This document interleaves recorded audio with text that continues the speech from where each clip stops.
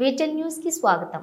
ఆంధ్రప్రదేశ్ రాష్ట్రం జిల్లా కేంద్రమైన విజయవాడ రెవెన్యూ కాలనీ 13వ వార్డు యందు డోర్ నెంబర్ 40-3-10 స్నాప్ జిమ్ నందు ఒక మోసపూరితమైనటువంటి జిమ్ యాజమాన్యం ఎవరైతే అందులో జాయిన్ అయి ఉన్నారో చాలా మంది విద్యార్థులు మరియు యువకులు వారిని నమ్మి ప్యాకేజీ నిమిత్తం లక్షలు కట్టి మోసపోవడం జరిగింది.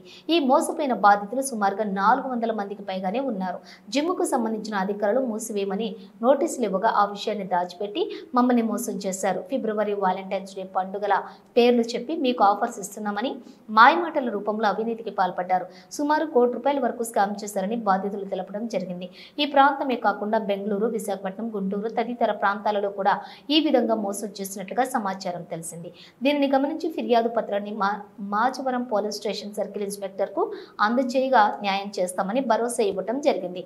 దీనిని గమనించి ప్రభుత్వం కూడా తక్షణమే మాకు న్యాయం చేయాలని కోరుకుంటున్నాం. దగ్గర నాకు తెలిసి 30 lakhs నుంచి 40 lakhs వరకు కలెక్ట్ చేశాడు. ఇప్పుడు వాడేమంటున్నాడు అంటే నాది కోర్టు సీల్ వేసింది, నాకు ఎటువంటి సంబంధం లేదంటున్నాడు. కానీ వీడికి ఇదంతా తెలిసి చేశాడు కాబట్టి మేము చీటింగ్ కేసు పెట్టడానికి వచ్చాం. కేసు ఇప్పుడే రిజిస్టర్ చేయడం జరిగింది.